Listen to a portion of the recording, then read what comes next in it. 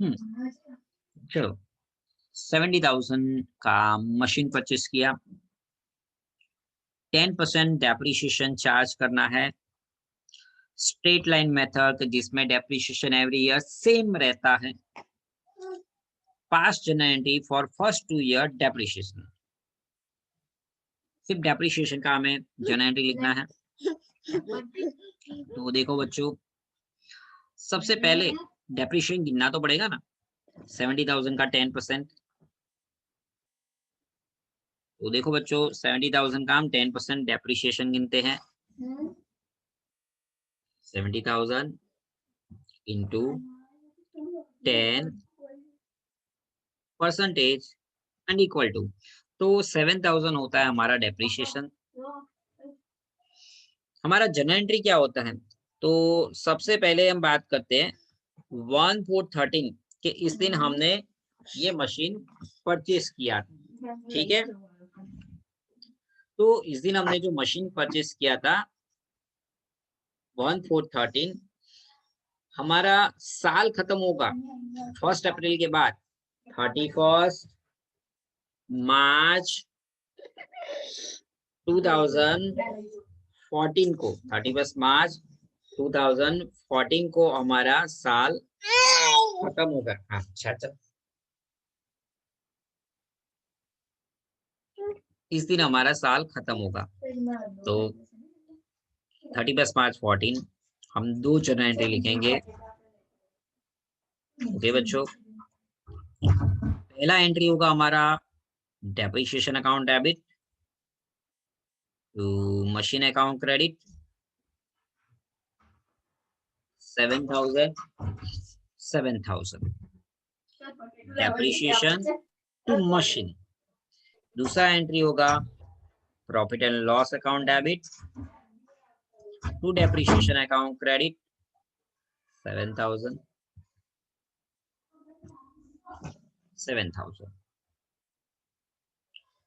अब ये जो 2 एंट्री हुआ हमारा 31 मार्च 14 को, लाइक सेम वे इसी 2 एंट्री 31 मार्च 15 में होगी, सेम कॉपी।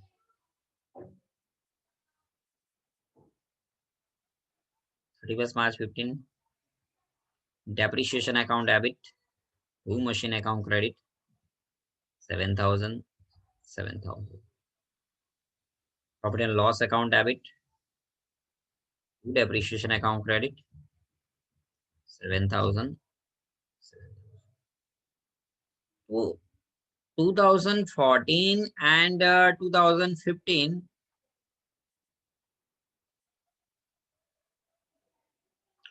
तो 2014 एंड 15 में आप देखो तो अंतर क्या है, तो दोनों के अंदर जर्नल एंट्री सेम है, अमाउंट सेम है, सिर्फ चेंजेस जो हुआ है वो 14 की जगह पर 15 कर दिया हमने, नथिंग एल्स। पहले सम से लेके लास्ट सम में यही करना है जर्नल एंट्री में।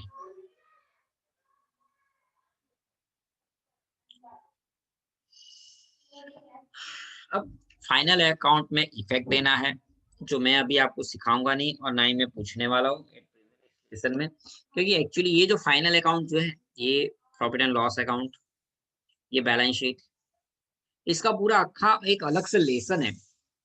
अब उस लेसन में अभी मैं वो आपको समझाऊं तो आप अच्छे से समझ जाओगे। हाँ सर ने लेसन नंबर 2 के अंदर डेप्रिसिएशन में जो वो आ रहा था ना P&L अकाउंट बैलेंस शीट, वो इस तरह से बनता है। अब जब तक जो लेसन अभी तक आ ही नहीं चुका है तो उसके बारे में अचानक से आपको बोलूं ये P&L अकाउंट है, बैलेंस शीट है, P&L में जो होता है ना ये डेप्रिसिएशन डेबिट होता है और बैलेंस शीट में होता है ना, तो ये यहाँ से ऐसे माइनस करके लिखना होता है। आप बोलोगे लेकिन सर बैलेंस शीट क्या होता है हमें तो पता ही नहीं है, प्रॉफिट एंड लॉस अकाउंट क्या होता है वो तो हमें तो पता ही नहीं है, हमने तो लाइफ में पहली बार ये वर्ड सुना कि प्रॉफिट एंड लॉस करके कोई अकाउंट होता है, बैलेंस शीट करके कोई अकाउंट होता है। तो इसलिए तो कह रहा हूँ, अब आपको पता नहीं इसका मतलब, तो मुझे समझाना है, समझाना तो पूरा आपको समझाना पड़ेगा। तो ये लेसन नंबर 2 में मुझे लेसन नंबर 5 स्टार्ट कर देना पड़ेगा। ओके बच्चों P&L अकाउंट ये होता है, इसमें ये एंट्री आती है, पूरा उसको डिप में जाके समझाओ पहले, तब जाके आप ये समझ पाओगे। बेटर है कि जब वो चैप्टर आए तभी समझाए तो आपको अच्छा रहेगा, बट क्या करें किताब वाले इतने हमारे महान है, लेसन का आप सेकंड लेसन में डाल देते हैं। सोचते नहीं कि बच्चे ने जो लेसन अभी तक पढ़ा ही नहीं है उसका रेफरेंस आप यहाँ डालोगे तो जो पढ़ा ही नहीं तो किसे समझ पाएगा।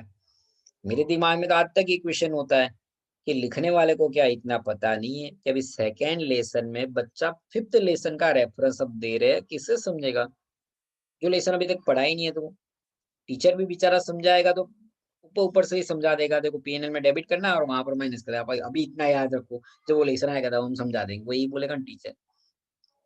या फिर उसको पहले लेसन नंबर 5 स्टार्ट करना पड़े फिर बाद में ये स्टार्ट करना पड़े।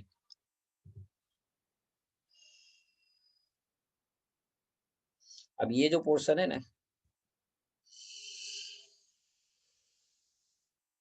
हमारे कोर्स में नहीं है, निकल चुका है,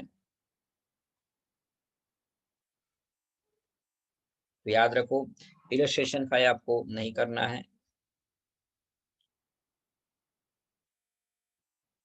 अब इलस्ट्रेशन 6 से हम आगे बढ़ते हैं। तो यहाँ से बहुत अच्छे से आपको समझना है बच्चों, वरना आप गोल गोल गोल घूमते रह जाओगे। चलो आयुष के बाद अजय आया है तो पढ़ो, अजय आया है, नहीं आया। चलो श्रेय पटेल आया है, चलो श्रेय पटेल पहले तुम पढ़ लो बेटा श्रेय। Yes, sir. There is a balance in machine account of rupees 65,000 in the book of Kashvi Enterprise on 1/4/2015. This machine was purchased 5 years back. On this machine, depreciation was computed as per straight line method and total return of the depreciation is rupees 55,000.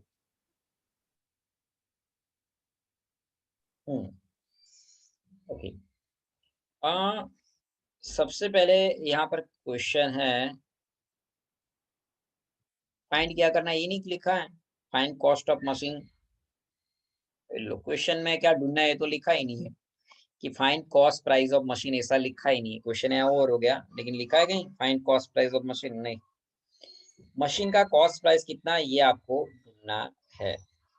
अब ये 65,000 जो है वो है क्या है, ये 65,000 जो है ये है बच्चों बैलेंस।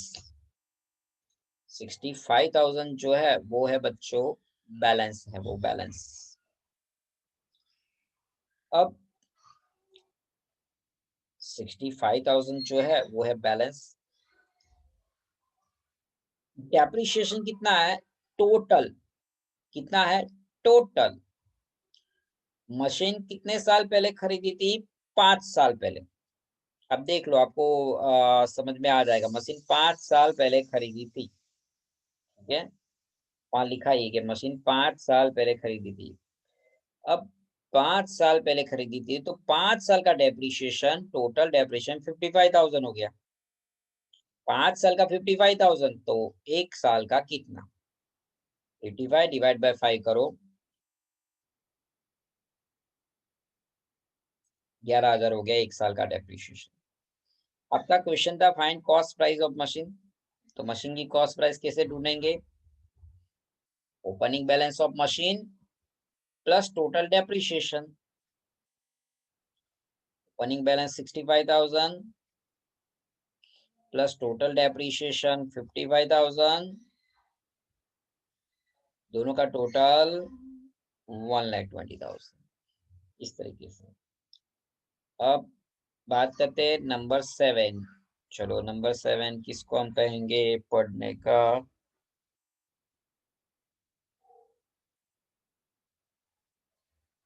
अभी सोलंकी तुम पढ़ो, अभी Solanki. Yes, sir. Yes, sir.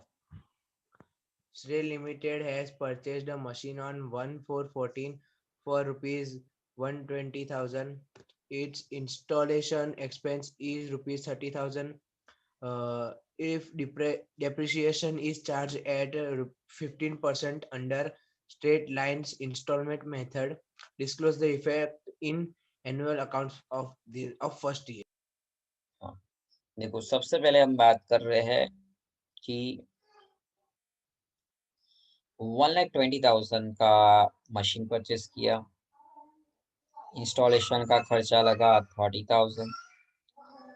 Machine की कॉस्ट प्राइस क्या होती है, तो कॉस्ट प्राइस होती है purchase price plus installation cost दोनों मिला के कुल 1,50,000, तो ये हो जाता है हमारा 1,50,000 क्या कहते हैं भी कॉस्ट प्राइस। अब बात करते हैं the annual depreciation amount, D is equal to C minus C into R upon 100, मतलब cost price multiplied by rate of depreciation upon 100, तो हमें डेप्रिसिएशन मिल जाएगा, टोटल डेप्रिसिएशन। अब देखो रेट ऑफ डेप्रिसिएशन है 15, आप डायरेक्ट कैलकुलेटर से भी कर सकते हो इस तरह से। देखो ये 1,20,000 इंटू 15 इक्वल टू, अरे मेरी गलती हो गई, क्या गलती हो गई पता है, मैंने तो सिर्फ परचेस प्राइस ही लिया, हमें कॉस्ट प्राइस पे डेप्रिसिएशन गिनना है ना बच्चों। कॉस्ट प्राइस तो 1,50,000 है, 1,50,000 इंटू 15 इक्वल टू, तो 22,500 आ गया इसका डेप्रिसिएशन। अब दूसरा तरीका भी आपके पास है, दूसरा तरीका फॉर्मूला यूज करो। देखो कि भाई 1,50,000 इंटू रेट ऑफ डेप्रिसिएशन, तो इंटू 15 डिवाइड बाय 100, तो भी 22,500 ही होता है। ओके, अब फाइनल अकाउंट में तो मैंने इफेक्ट मैं मनाही कर रहा हूँ, आपकी अगर किसी की बहुत इच्छा हो जाए तो आपको इस तरह से बनाना होता है, profit and loss account, debit credit, particular amount, depreciation expense है, सो P&L में यहाँ डेबिट में लिखा जाता है मशीनरी डेप्रिसिएशन। बैलेंस शीट जिसमें दो साइड होती है, ये कैपिटल लायबिलिटी, ये अमाउंट, ये असेट साइड होती है अमाउंट रुपीस, और इसमें machine 1,50,000 minus depreciation, outer column में 1,27,500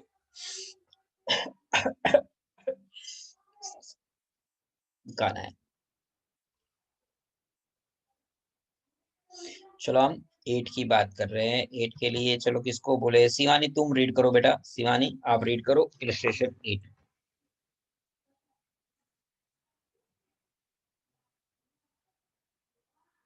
Illustration 8. There was a opening balance of machine account on 1/4/15 in the book of Shruti Limited, rupees and crores thousand. This machine was purchased 4 years back under straight line method. 10% depreciation is charged on this machine. From this information, ascertain the amount of annual depreciation. तो देखो सबसे पहले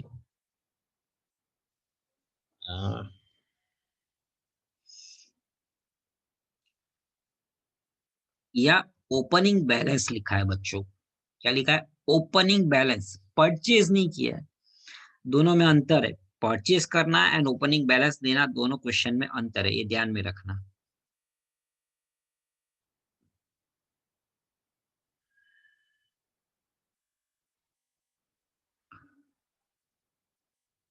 straight line method,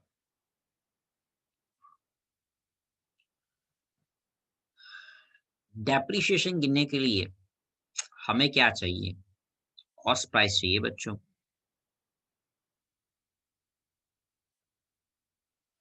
दिख रहा है ये depreciation की formula क्या है, cost price into rate of depreciation.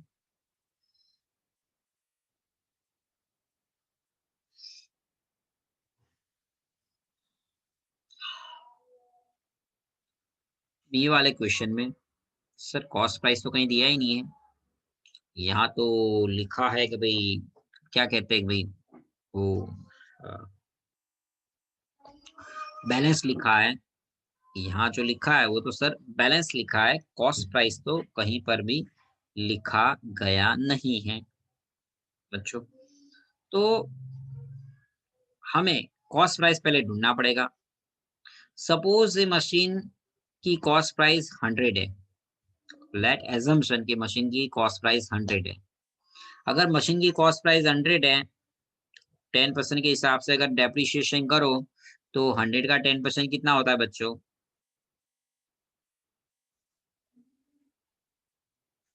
100 into 10% 10 ही होता बच्चों। तो 10 रुपीज डेप्रिशिएशन।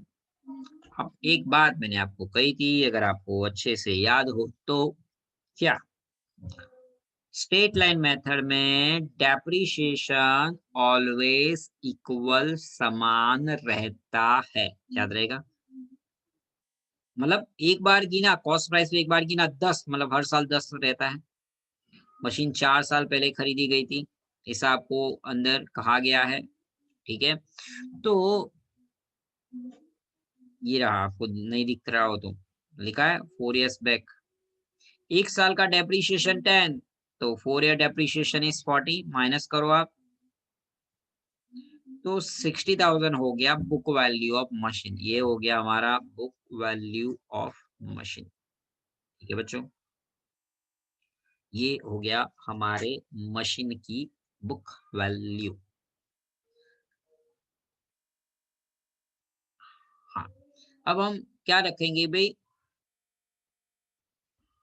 बुक वैल्यू 60 है तो कॉस्ट प्राइस 100 है, देयरफॉर बुक वैल्यू जो हमें क्वेश्चन में दी है 1,05,000, तो उसकी कॉस्ट प्राइस कितनी? इन दोनों का मल्टीप्लीकेशन और ये डिवाइड, ओके।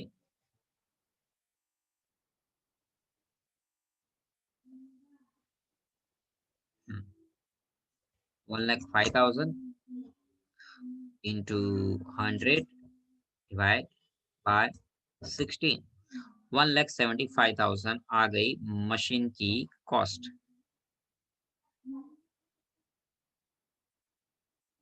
हाँ, ओके। अब हमें गिनना है डेप्रिशिएशन। डेप्रिशिएशन के दो तरीके हैं, cost price into percentage calculator में करो, या सी इंटू आर अपॉन 100। ये इंटू है बच्चों, ये माइनस नहीं है, इंटू है। अब जैसे कि करके दिखाते हैं। पहला तरीका कैलकुलेटर में 1,75,000 लिखो, मल्टीप्लाइड 10% इक्वल टू 17,500 डेप्रिशिएशन आ गया। दूसरा तरीका 1,75,000 इंटू 10 डिवाइड बाय 100, आंसर हो गया 17,500। ओके बच्चों, तो कुछ इस तरीके से